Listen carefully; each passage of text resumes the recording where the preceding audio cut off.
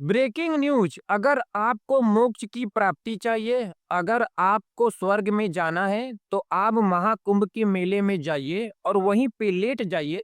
और जो आपको कुचलता दाबता चला जाएगा, आप समझिए कि स्वर्ग में चले गए।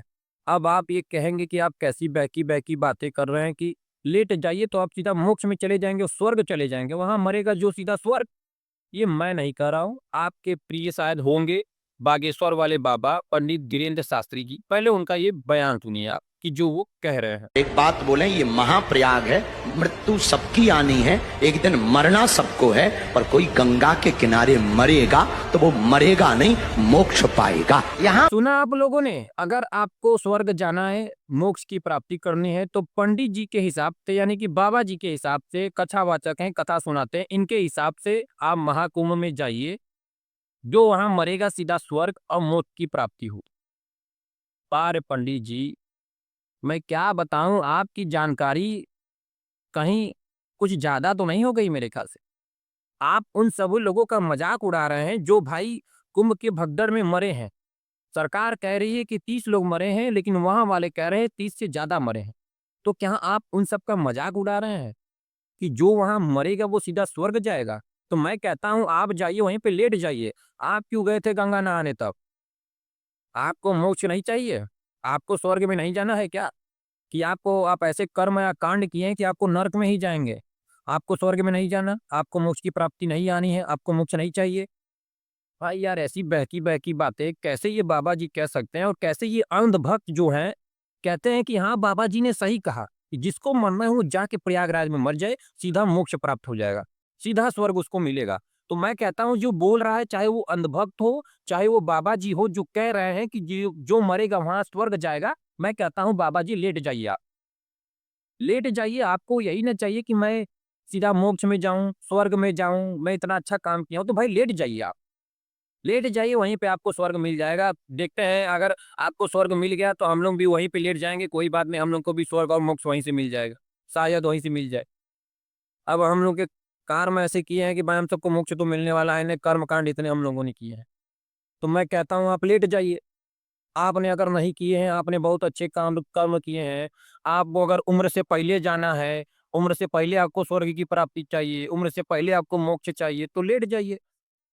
भगवान ने बेकार में ही कह दिया था कि अच्छे कर्म करो। मैं कहता हूँ भगवान कह दिए थे कि कुंभ में लेट जाओ, हाँ स्वर्ग मिल जाएगा तुमको। भगवान ने बेकार ही कहा था कि तुम सेवा करो, कर्म करो, तुमको शायद मोक्ष मिल जाएगा, तुम्हारे अच्छे कर्म होंगे।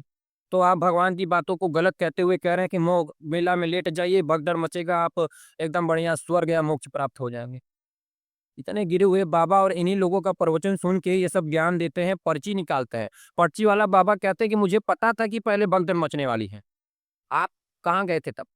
सरकार को पता है आप कि वहाँ भगदड़ मचने वाली है? आपकी पर्ची कहाँ चली गई थी?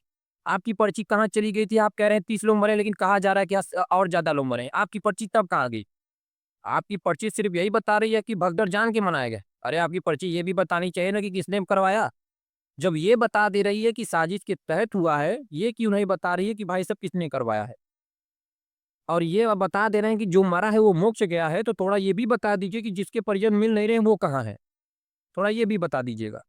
क्योंकि जब आप ये बता दे रहे हैं कि साजिश के तहत हुआ है, जब आप ये बता दे रहे हैं कि कुंभ में मरेंगे तो सीधा स्वर्ग जाएँगे, जब आप ये बता दे रहे हैं कि इसके पीछे कुछ बाहरी हाथ है, सब कुछ है, तो आप ये बता दीजिए कि जो खो खो गए हैं, उनके परिजन मिल नहीं रहे हैं, वो कहाँ हैं? जो मर गए हैं, थोड़ा वो भी बता दीजिए कि किस जन्म में वापस लेंगे उनके पास। और जो मर गए हैं, क्या वो 25 लाख से उनके जख्म भर जाएँगे? ये भी थोड़ा बता दीजिए। क्योंकि जब आप सब कुछ बता रहे हैं, तो ये भी बताइए। जब आप कह रहे हैं कि कुंभ में मरेंगे तो सीधा स्वर्ग जाएँगे, तो मैं कहता हूँ आप लेटिए, आप स्वर्ग जाइए, उसके पीछे हम लोग आते हैं। क्योंकि हम लोगों को भी स्वर्ग चाहिए, मोक्ष चाहिए भाई। कौन इस दुनिया में रहना चाहता है?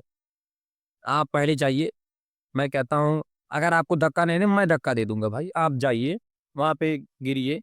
भाई वहाँ इतने करोड़ की भीड़ रहेगी, कोई ना कोई धक्का दे देगा। मैं चाहे हूँ, चाहे कोई भी हो भाई, धक्का तो इतना भीड़ में लगेगा ही लगेगा। आप नहाने गए थे गंगा कुंभ में, चारों तरफ सिक्योरिटी गार्ड लगे थे कि बाबा जी कहीं डूब के बह ना जाएँ। हाँ, और आप कहते हैं कि जो वहाँ मरेगा स्वर्ग जाएगा। मैं कहता हूँ आप ही लेट जाइए।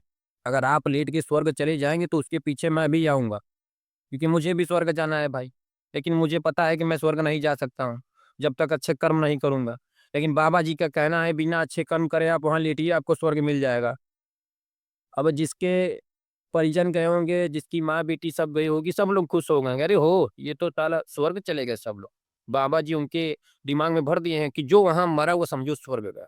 और बाबा जी तो अभी कुछ दिन बाद भूल जाएंगे कि मैंने ये कहा था। और कुछ लोग इन्हीं का कथा सुन के प्रवचन सुन के अपने आप को ज्ञानी समझने लगते हैं और ज्ञान देने लगते हैं। पता नहीं किस मुंह से लोग इनको कहते हैं कि बाबा है, जब ये इतनी बहकी बहकी गिरी हुई बातें कहते हैं कि जो वहां मरा होगा वो स्वर्ग जाएगा। मुझे एक बात बता दीजिए, अगर 10 साल का 11 साल का लड़का या बच्चा मर गया होगा, बच्ची मर गई, तो उसको स्वर्ग जाके क्या मिलेगा? मुझे ये बता दीजिए, मुझे ये बता दीजिए बस। 10 साल के बच्चे ने ऐसा कौन सा कांड कर दिए होंगे कि अगर वो मरेगा तो सीधा नरक जाएगा, लेकिन अगर कुंभ में मरा होगा तो वो सीधा स्वर्ग जाएगा? मुझे सिर्फ ये बता दीजिए पंडित जी, बस ये बता दीजिए, हम मान जाएंगे आपकी बातों की एकदम सही है और सच्चाई एकदम पूरी है। बस ये बता दीजिए बस मुझे। और आप सब जरूर पूछिएगा कमेंट में, और वीडियो अच्छी लगेगी तो सब्सक्राइब जरूर कर लीजिएगा।